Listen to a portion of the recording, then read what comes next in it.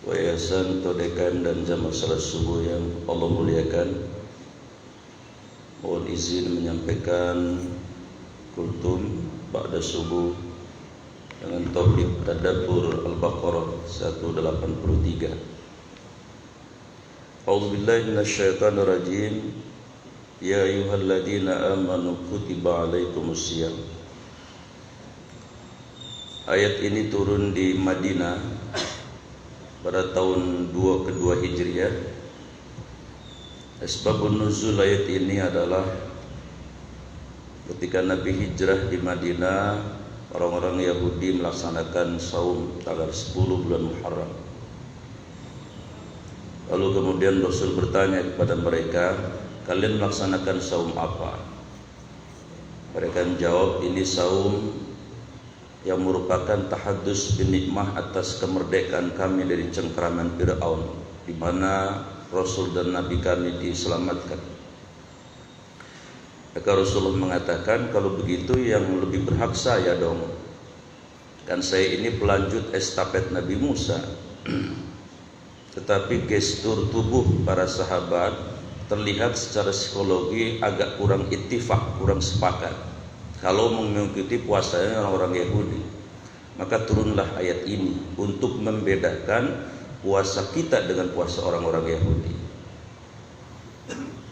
Sebelum ada perintah puasa di bulan Ramadan, Rasul selalu membiasakan puasa 3 hari di pertengahan bulan, dikenal sekarang dengan istilah Ayyamul Bid.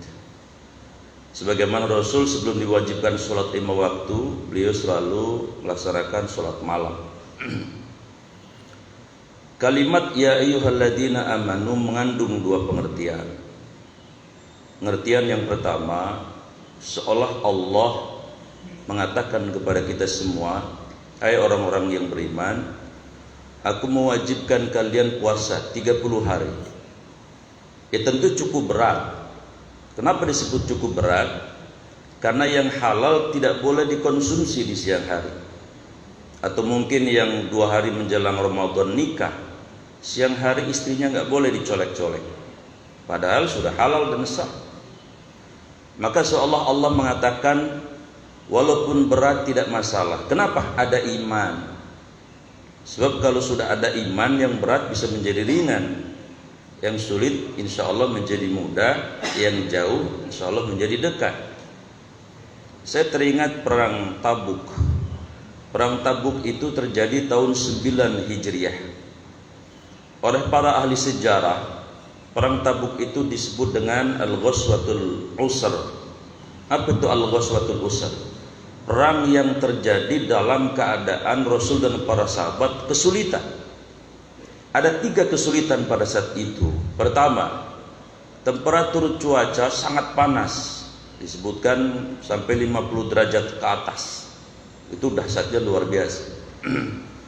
Kemudian yang kedua, kesulitannya adalah medan peperangannya itu amat jauh dari ibu kota Madinah. Disebutkan dalam sejarah, disebutkan di sana jarak peperangan itu medannya sekitar 683 km dari sini ke Surabaya. Secara teori kan perang yang enak dekat wilayah kita, jadi mudah logistiknya dan sebagainya. Ini jauh sekali, maka tentu ada tingkat kesulitan. Kemudian yang ketiga, kesulitannya adalah perang Tabuk ini adalah melawan tentara Romawi. Tentara Romawi sekitar 100.000 pasukan, sementara Nabi dan Rasul hanya sekitar 30.000 pasukan saja. Karena Nabi tahu ini perang amat sangat sulit, maka beliau naik mimbar khutbah.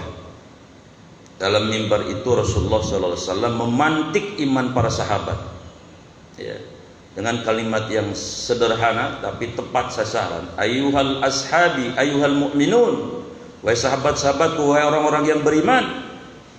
Manil ladzi ukhida al-ghazwatul Tabuk falahul jannah. Siapa yang dengan imannya mempersiapkan perbekalan perang ini, baginya aku jaminkan surga. Masya Allah.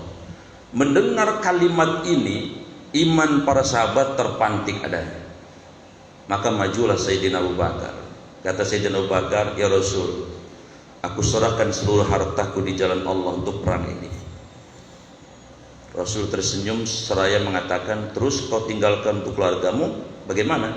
Aku tinggalkan Allah dan Rasulnya Rasul. Tapi ini pengertiannya begini, kalau konteks sekarang barangkali misalnya analoginya, Sayyidina Abu Bakar punya 1 miliar di tabungan, itu 1 miliarnya rekening dikasih Nabi, tapi rumah Sayyidina Abu Bakar masih ada, aset juga masih ada. Itu pengertiannya.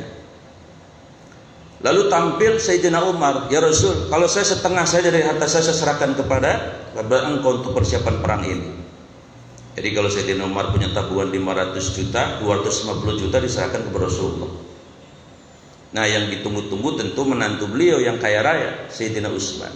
Sayyidina Utsman berdiri, ya Rasul, dalam perang Tabuk ini saya menginfakkan 900 ekor onta.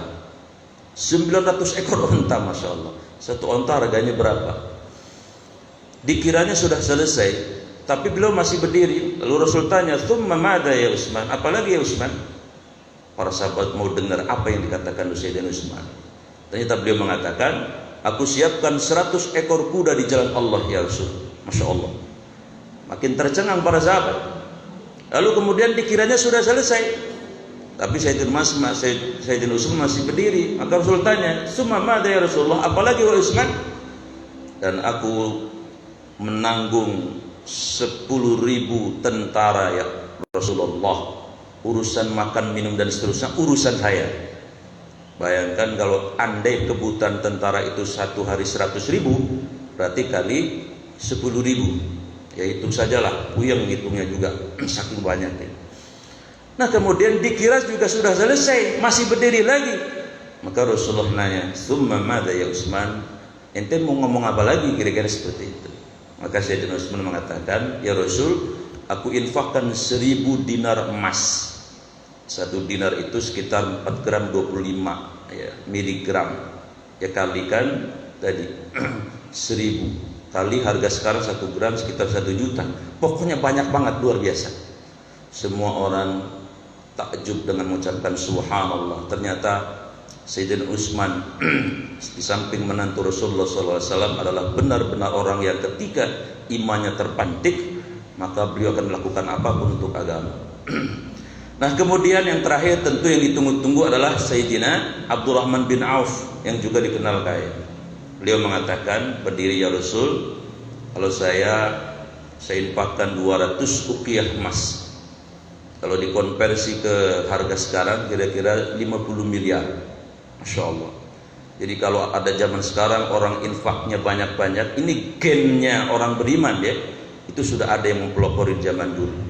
Subhanallah. Maka 4 sahabat ini adalah dijamin masuk surga dari 10 generasi awal yang dijamin masuk surga oleh Rasulullah SAW.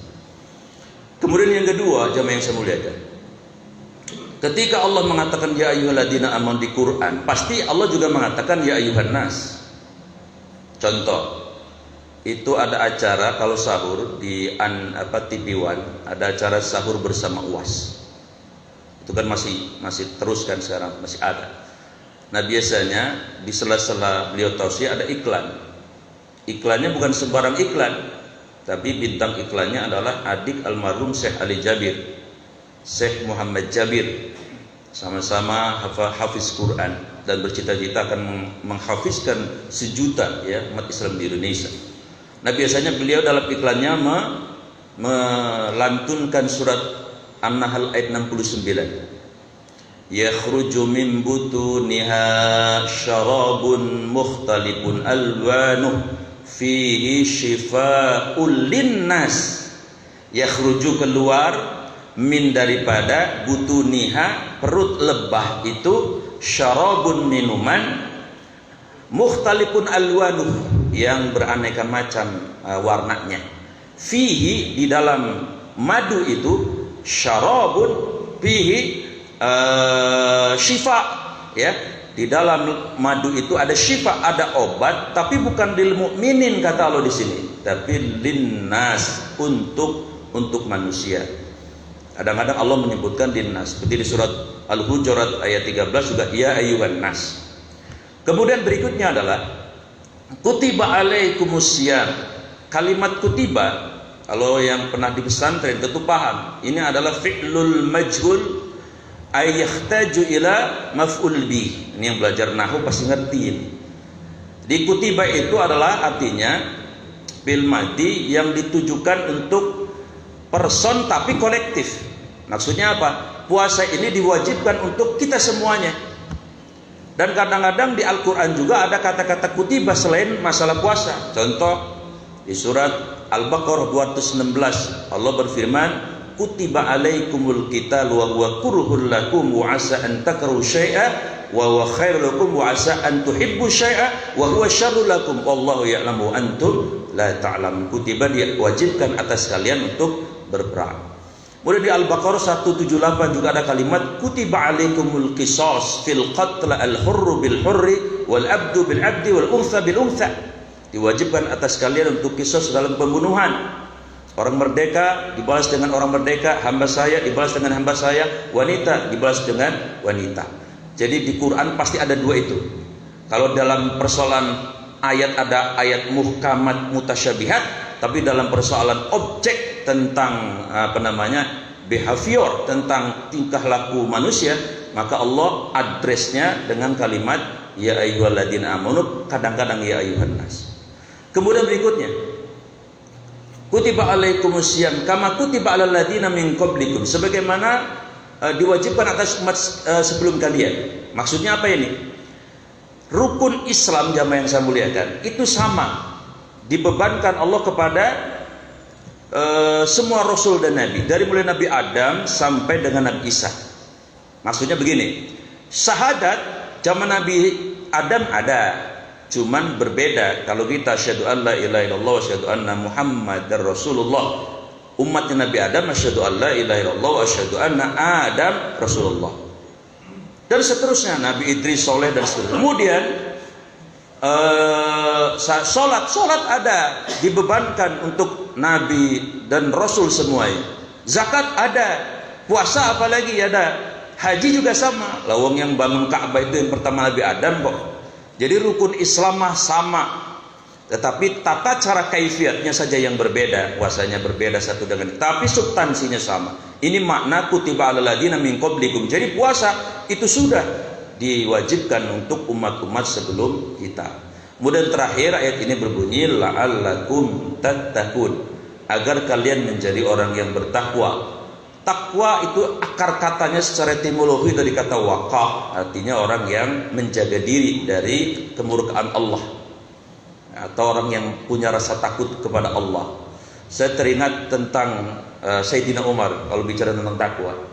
Jadi Sayyidina Umar itu seorang pemimpin yang waktu jadi khalifah itu sering turun monitoring rakyatnya. Suatu hari beliau mendapati di sebuah dusun ada dialog antara seorang ibu dengan anak gadisnya.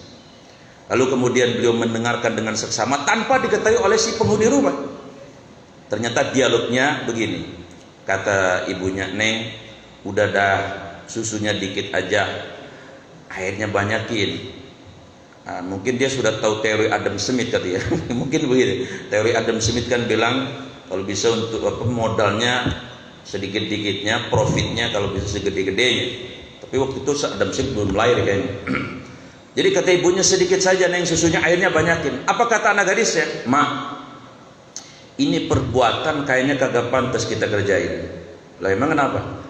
Pemimpin kita kan Sayyidina Umar, beliau orang yang dikenal sebagai Al-Faruq, pembeda antara hak dan yang batil. Kagak pantas mak ini kita kerjakan. Apa jawab ibunya dengan diplomatis? La ilok mak, Sayyidina Umar ngeliatin kita, kata dia seperti itu. Masa iya Sayyidina Umar ngeliat sih? Padahal Sayyidina Umar lagi dengerin. Ya, apa jawab anak gadis? Ma, walaupun Sayyidina Umar kagak ngelihat, tapi kan Allahnya Sayyidina Umar dan Allahnya kita ngelihat. Masya Allah. Sayyidina Umar begitu dengar anak gadis itu ngomong begitu, itu rumah ditandain. Ya, mungkin rumahnya Graham Serpong, Jelupang, Blok P nomor 6, rumah saya itu. bukan itu. Ditandain rumahnya. Pulang ke rumah, anaknya yang laki-laki tiga-tiganya kumpulin. Ayo sini, ayah mau ngomong serius ya. Kalian siapa yang udah siap kawin? Pada diem aja. Akhirnya yang paling tua yang namanya Asim, ayah saya siap nikah. jodoh saya kira-kira siapa ayah? Saya akan jodohkan dengan seorang anak gadis penjual susu, tapi saya jaminkan insya Allah dari keturunan itu kalian akan mendapatkan generasi yang takut kepada Allah. Singkat cerita, menikahlah Hasim dengan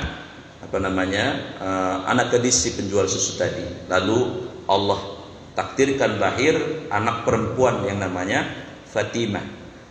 Kemudian Fatimah ini setelah menjadi gadis dinikahi oleh Abdul Aziz bin Marwan. Nah, kemudian dari Abdul Aziz bin Marwan dan Fatimah lahirlah Umar bin Abdul Aziz. Oleh para ahli sejarah disebut dengan khalifah kelima karena rasa takutnya kepada Allah luar biasa. Ketika anaknya ngobrol, kemudian lampunya dimatiin, anaknya protes, ayah kenapa lampu dimatiin? Kamu mau ngobrol apa? Masalah negara apa masalah keluarga? Masalah keluarga dong. Ya udah, ini lampunya negara. Ayah nggak boleh pakai fasilitas negara, dimatiin. Saking punya rasa takutnya kepada Allah luar biasa. Bahkan ketika dilantik 3 hari sajadahnya basah oleh tangisan, saking merasa beratnya jabatan itu. Itu lahir dari tadi seorang anak gadis, keturunan anak gadis orang dusun tetapi punya rasa takut kepada Allah Subhanahu wa taala. Mudah-mudahan kita bisa mengambil pelajaran dari surat Al-Baqarah ayat 186 ini. Terima kasih, mohon maaf lahir batin. Assalamualaikum warahmatullahi wabarakatuh.